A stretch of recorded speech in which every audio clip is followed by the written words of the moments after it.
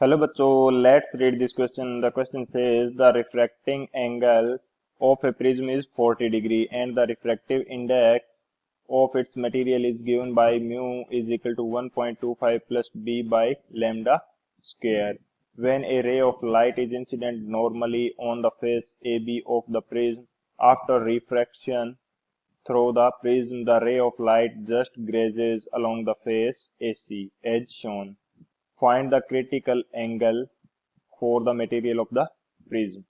तो इस क्वेश्चन के अंदर बेसिकली हमसे क्या बोला गया है कि जो प्रिज्म है उसका रिफ्रैक्टिव एंगल दिया है 40 डिग्री, म्यू की वैल्यू गिवन है एंड एबी फेस के ऊपर एक ray of light normally incident की जाती है जो कि एसी फेस से जस्ट ग्रेज करते हुए इमर्ज आउट होती है। तो क्रिटिकल एंगल की वैल्यू फाइंड आउट करनी है, तो इसके लिए की कंसेप्ट देख लेते हैं हम लोग। बात की जाए की कंसेप्ट की, तो की कंसेप्ट हमारे पास क्या हो जाएगा इस क्वेश्चन के लिए। की कंसेप्ट की कंसेप्ट हमारे पास हो जाएगा क्रिटिकल एंगल की definition. Critical angle, critical angle क्या होता है? Critical angle is the angle of incidence जिसके कारण जो रे ऑफ लाइट है जस्ट ग्रेज करते हुए किसी सरफेस को निकलती है। क्रिटिकल एंगल, इसकी यदि मैं स्टेटमेंट के रूप में लिखना चाहूं तो ये मेरे पास क्या हो जाएगा, is the angle of incidence, angle of incidence for a surface that the emerging ray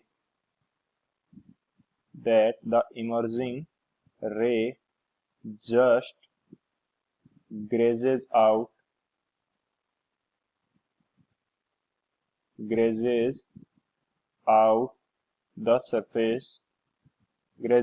the surface, यानी कि ये किसी सरफेस के लिए एंगल ऑफ इंसिडेंस है जब इमर्जिंग जो रे होगी वो जस्ट उस सरफेस को ग्रेज करते हुए निकलती है। तो ये हमारा क्या हो जाएगा, की कंसेप्ट। एंड इस की कंसेप्ट की हेल्प से हम लोग इस क्वेश्चन को सॉल्व करेंगे। तो बात करते हैं सॉल्यूशन की। तो ये हमें एक डायग्राम गिवन है जिसके अंदर ए बी फेस के ऊपर एक रे नॉर्मली इंसिडेंट की जाती है। नॉर्मली इंसिडेंस का मतलब है कि जो एंगल ऑफ इंसिडेंस है इसकी वैल्यू कितनी हो जाएगी, जीरो।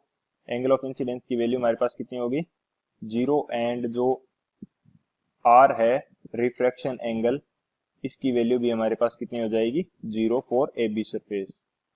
तो यदि यहाँ पे एक ट्राइंगल बन रहा है, इस ट्राइंगल को मैं नाम दे दूं A E and D, A E and D, तो मेरे पास जो एंगल ई है इसकी वैल्यू कितनी हो जाएगी, ये मेरे पास हो जाएगा 90 degree.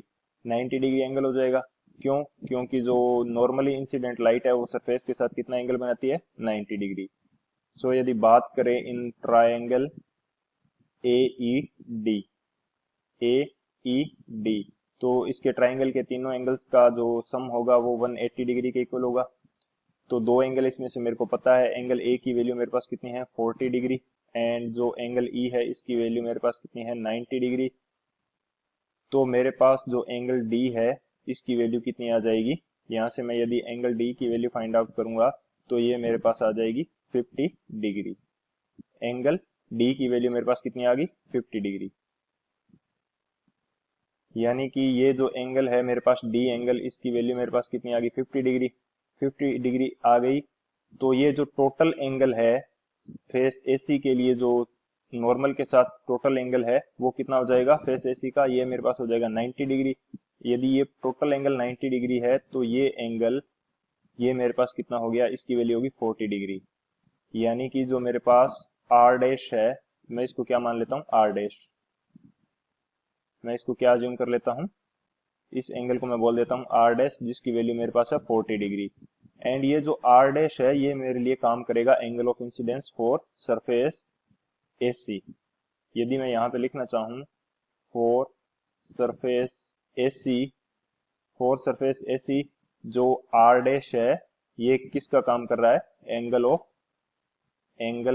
Incidence, angle of incidence, and ये एंगल ऑफ इंसिडेंस का काम कर रहा है, तो ये मेरे लिए क्रिटिकल एंगल का भी काम करेगा, क्योंकि जो इमर्जिंग रे है just grazing out the surface AC, तो ये मेरे पास क्रिटिकल एंगल का भी काम करेगा।